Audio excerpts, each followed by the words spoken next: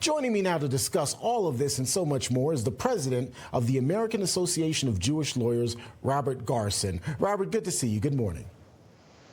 Great to see you. How's it going? Doing well. So, first of all, put into perspective for us, if you will, just how important this New York special election is for the balance of power in Congress. This is remarkably important. Currently, as you already stated, there's 219 seats that the Republicans have versus 212. That's a razor-thin majority. That means on each and every vote that goes through, the Republicans can only afford to lose 3 votes at any one time.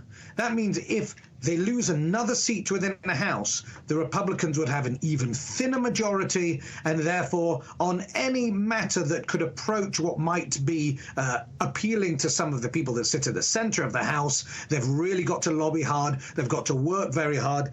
In my view, this will lead to a much larger amount of dysfunction within the House in an already very dysfunctional House. You already talked about how razor thin that margin is, and that's why this seat is so important. But similarly, I would imagine there's an upcoming special election in California for Kevin McCarthy's seat. California typically will elect Democrats. So I think that makes this an even bigger win, no? Or a must win. Yeah. Well, no, it's a must-win seat at the moment. George Santos, no doubt, did incredible harm to the party, but at the moment, the country is going through a great deal of turmoil, and as you can hear, I'm British originally, and at the moment, the vote is going on, and there's also terrible weather conditions, which may be one of the reasons, because you were going to be talking about the weather, that you might have brought me on today.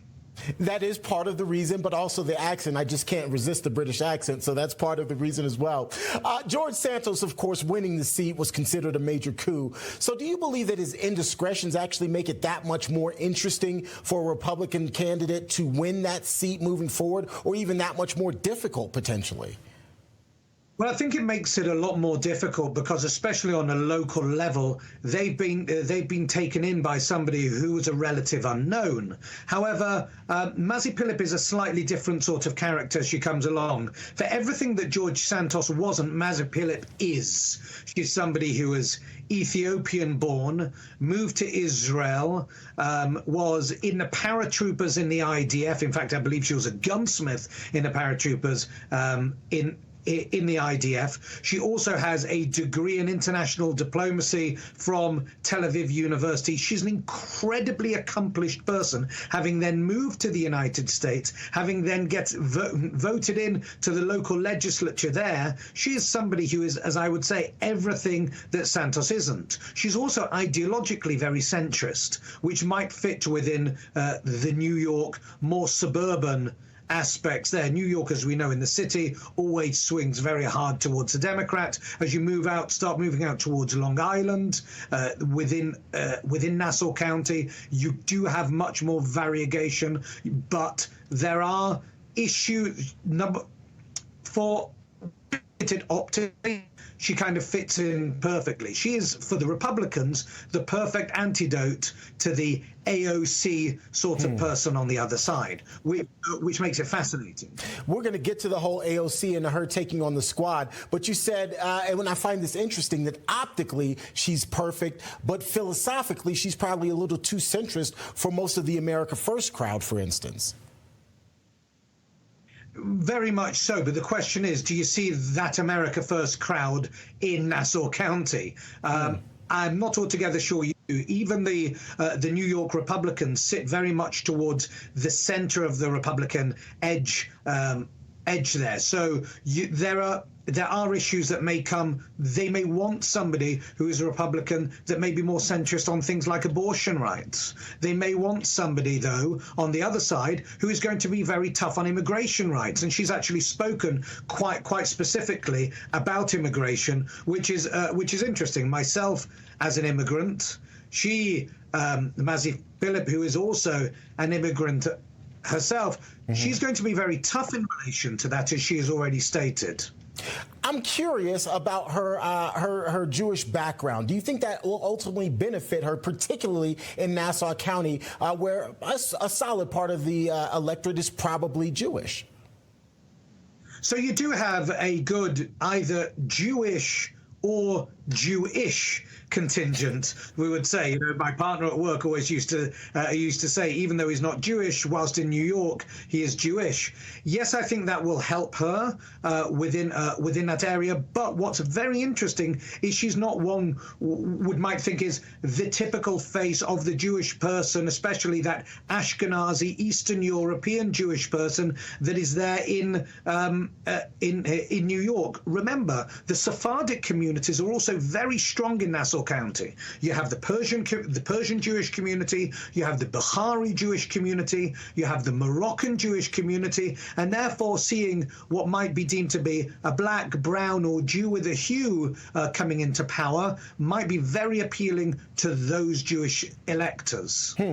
Robert, an interesting part is that her heritage is very likely informed part of her platform, which is specifically taking on the squad. You mentioned AOC earlier today. In your mind, is that a winning strategy, particularly in New York?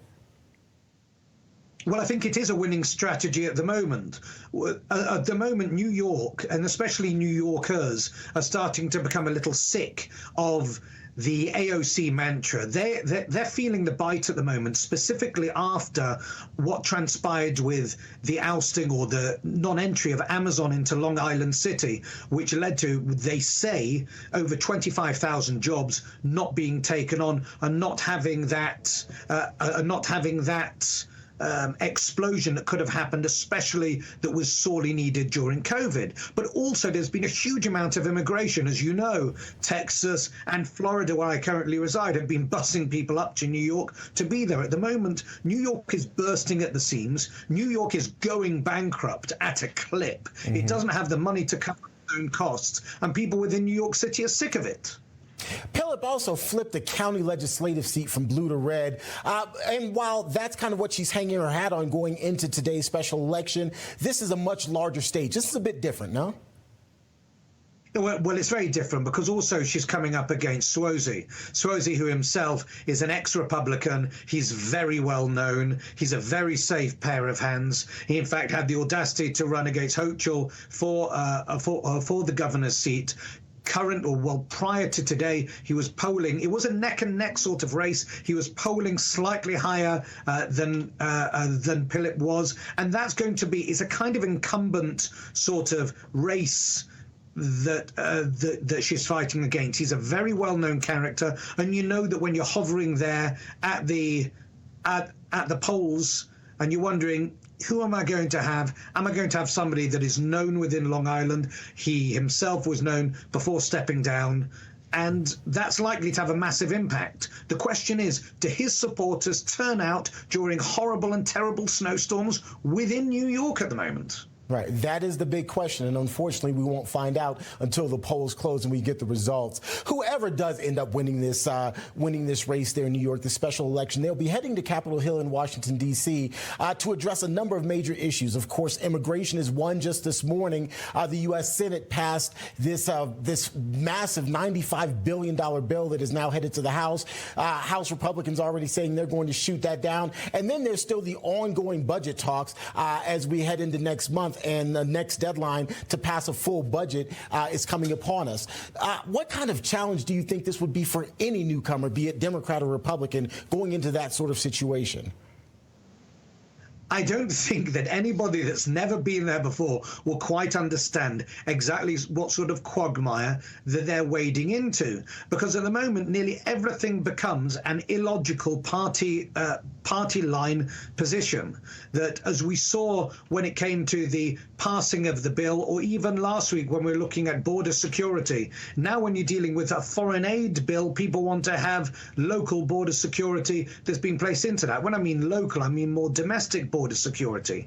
And yes, whilst one could argue on a foreign policy basis that really the first line of defense against illegal immigration is by supporting people abroad, it really takes a little bit of a logical stretch to get to that point. Somebody coming in who may be used to actually local government functioning will come into a very dysfunctional central government.